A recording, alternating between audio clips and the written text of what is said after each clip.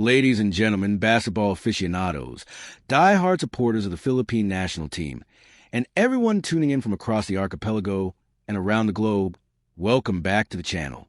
Today, we are embarking on an unprecedented, exhaustive, and meticulously detailed exploration of the absolute latest, groundbreaking developments surrounding our beloved Gilas Pilipinas. We have a massive update today, a piece of news that is currently sending shockwaves through the local basketball community, igniting intense debates on social media, and fundamentally altering our expectations for the final roster of the national team. Grab a drink, settle in, and prepare yourselves, because this is going to be a monumental deep dive into the tactical, psychological, and systemic realities of Gilas Pilipinas basketball under the legendary coach Tim Cone. The breaking news that serves as a catalyst for today's extensive discussion revolves around three massive names in Philippine basketball. Justine Baltazar, widely known as BALTI, the dynamic and internationally experienced Juan Gomez de Liano, or Juan GDL, and the relentless rebounding machine from the De La Salle University Green Archers, Mike Phillips. According to the latest reports and insider murmurs emanating directly from the Gilas Pilipinas training camp, we are facing a highly precarious situation for two of these fan favorites. The headline reads loudly and clearly, Justine Baltazar and Juan Gomez de Liano are currently TAGILID, meaning their spots are in serious jeopardy, hanging by the thinnest of threads when it comes to making the final 12 roster. And the primary, overriding reason for this incredibly difficult predicament, it all boils down to two words that have become the absolute gospel in the current iteration of the national team: system familiarity. Conversely, the same reports indicate that Mike Phillips, recently cleared by FIBA to play as a local, is heavily favored to be taken and included in that elusive Final 12. To truly understand the gravity of this news, we have to unpack the immense pressure and the staggering expectations that inherently come with wearing the Pilipinas jersey across your chest. Basketball in the Philippines is not merely a sport. It is a religion, a daily obsession, a unifying cultural force that binds over 100 million people together. Whenever the national team steps onto the hardwood, they carry the hopes, the dreams, and immense pride of an entire nation. Therefore, the selection of the Final 12 is never just a simple administrative task. It is a highly scrutinized, heavily debated, and deeply emotional process. Every single roster cut is dissected, analyzed, and often criticized by millions of passionate fans who all believe they have the perfect formula for international success. But at the helm of this monumental task is Coach Tim Cone, the most decorated head coach in the history of Philippine basketball. Coach Cone has not achieved his legendary status by simply throwing the most talented individual players onto the court and hoping for the best. No, his unparalleled success is built upon a foundation of meticulous preparation, highly complex offensive and defensive structures, and an uncompromising demand for supreme execution. This brings us directly to the crux of the breaking news. Why are incredibly talented, physically gifted, and highly skilled players like Justine Baltazar and Juan Gomez de Liano suddenly finding themselves on the outside looking in? Why are they TAGILID? It is not because they lack the talent. It is not because they lack the heart, the puso, or the desire to represent the country. It is because of the steep, often unforgiving learning curve associated with Coach Tim Cone's system. When we talk about system familiarity, we are not just talking about knowing a few basic plays or understanding general spacing.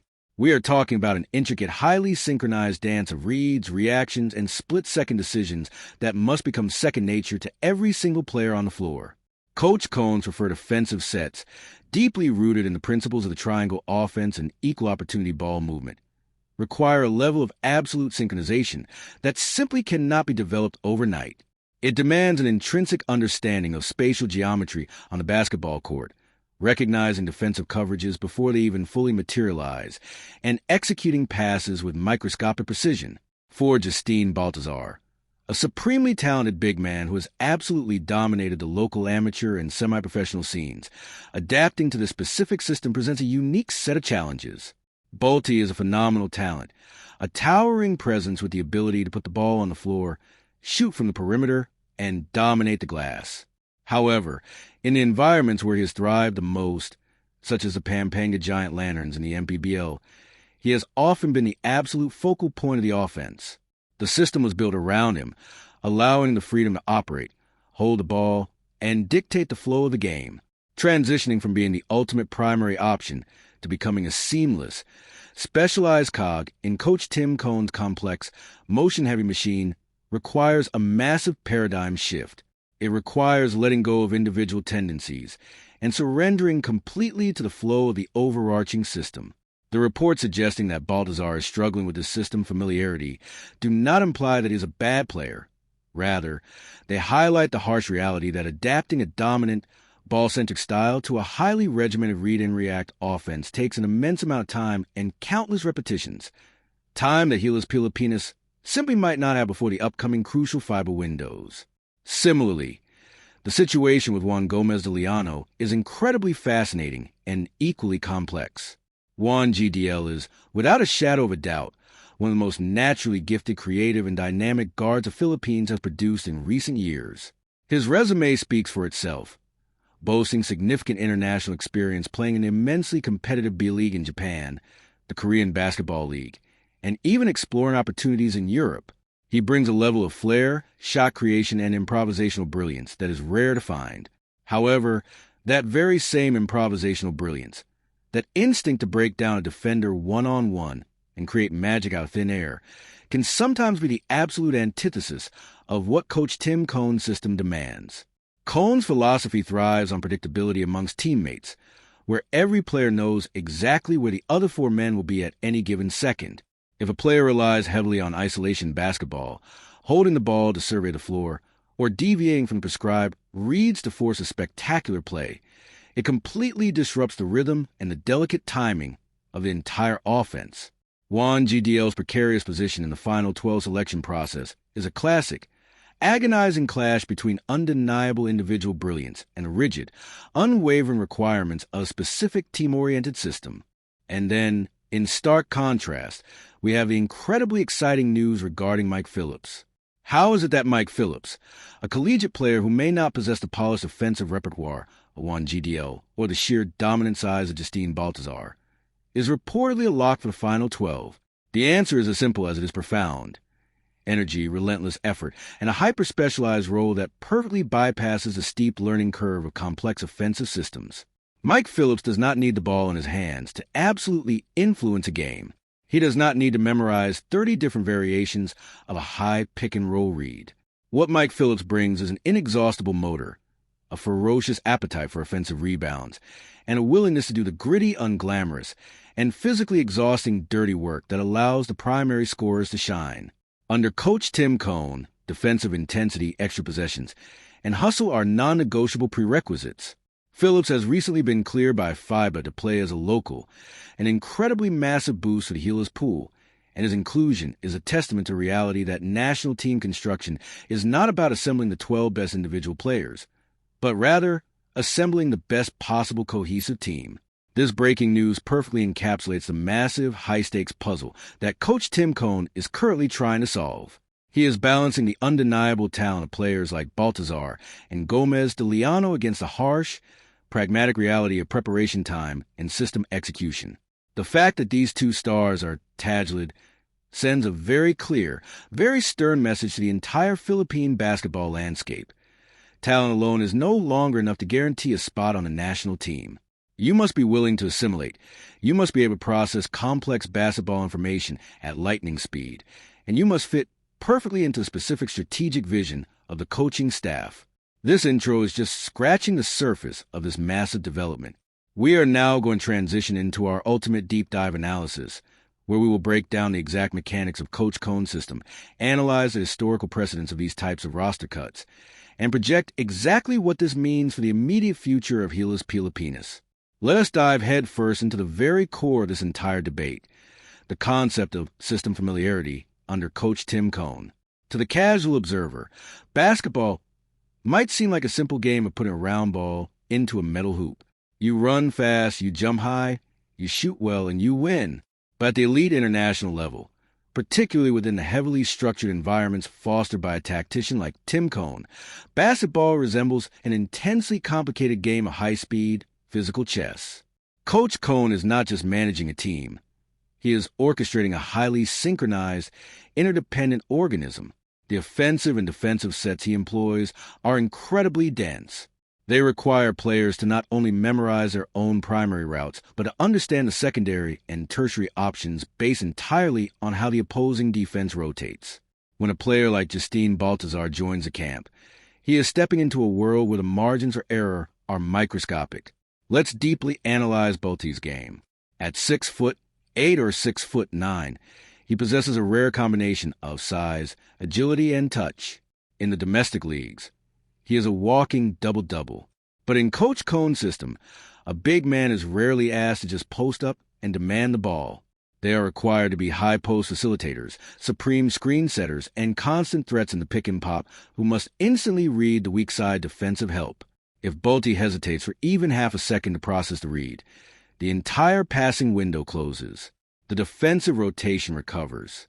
The play breaks down. It is this minute hesitation, born simply out of a lack of long-term familiarity with the system's countless permutations, that places his roster spot in jeopardy.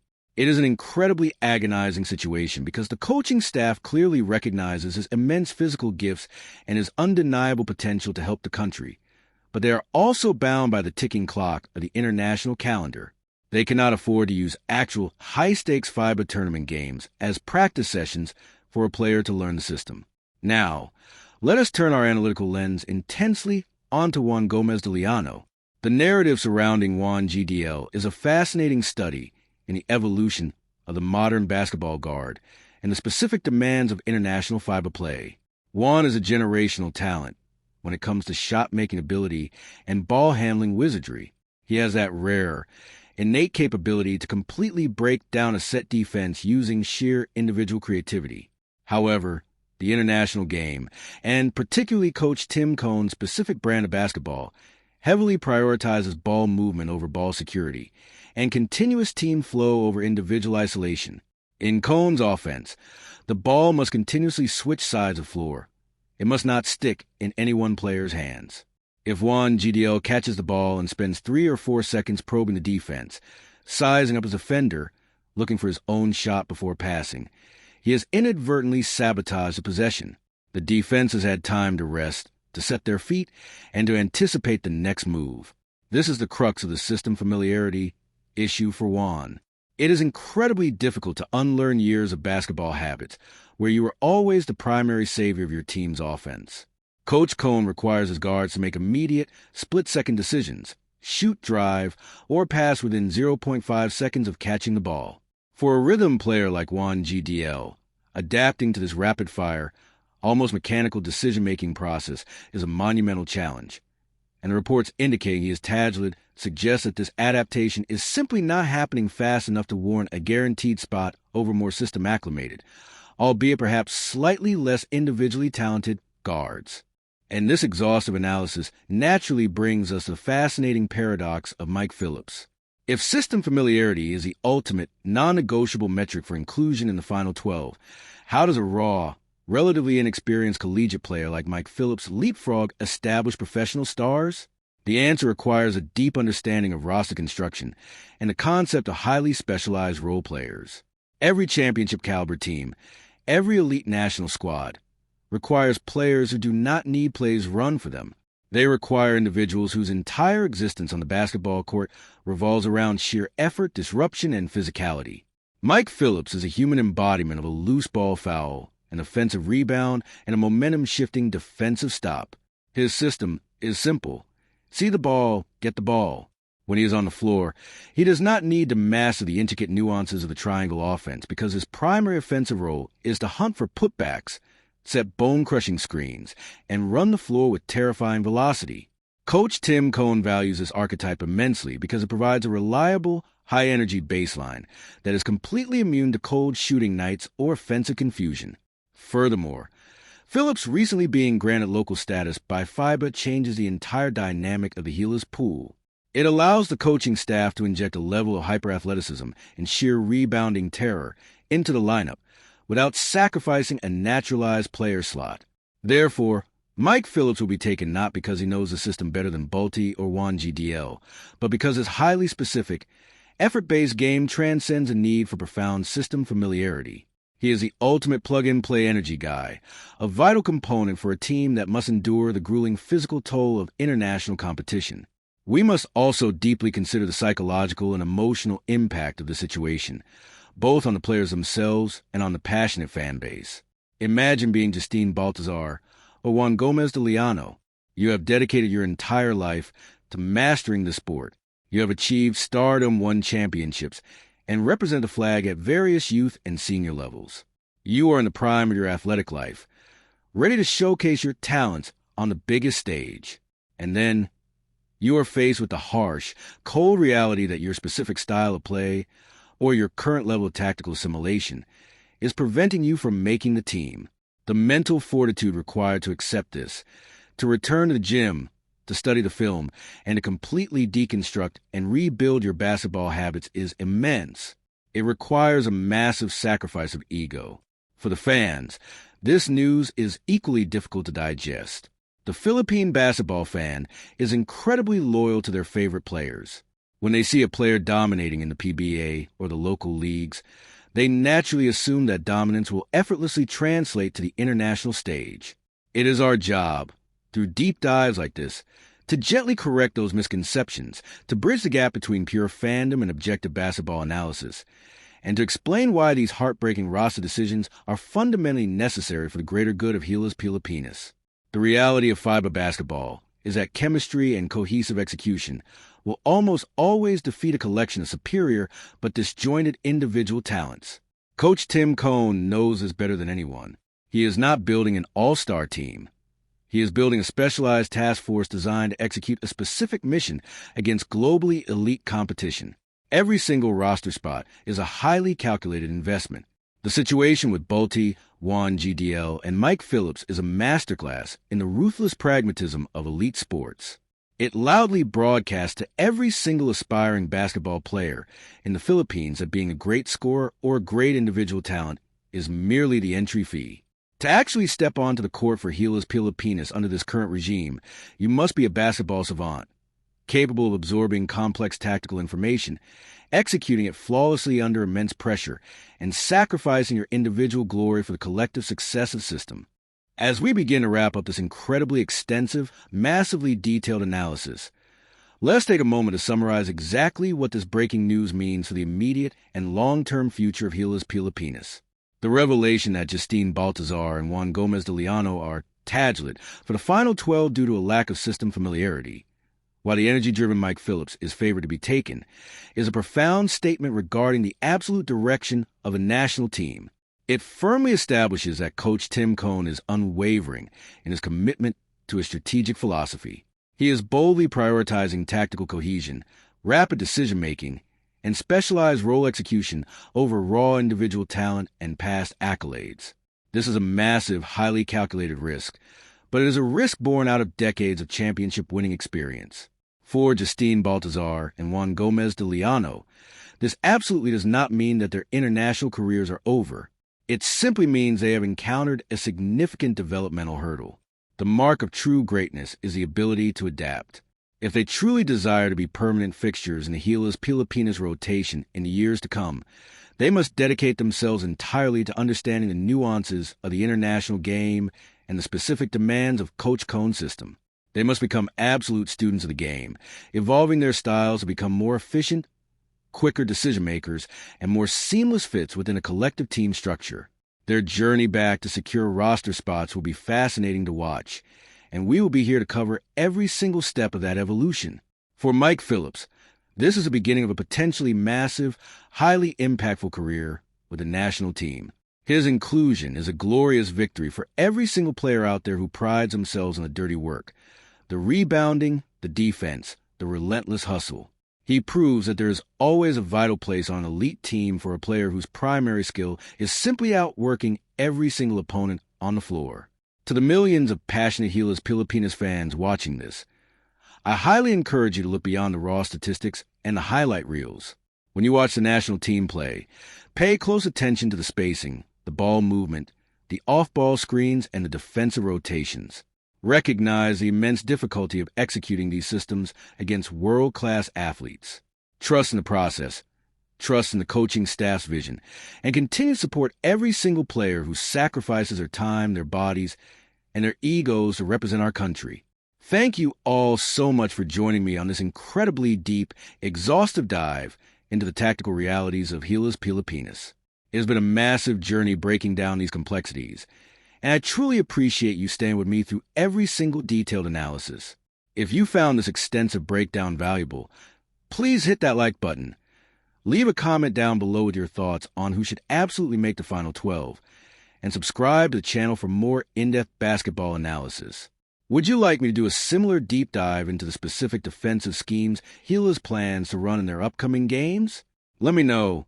Until next time, keep the passion burning, keep supporting Gilas, and I will see you all in the very next video. Laban Pilipinas. Puso!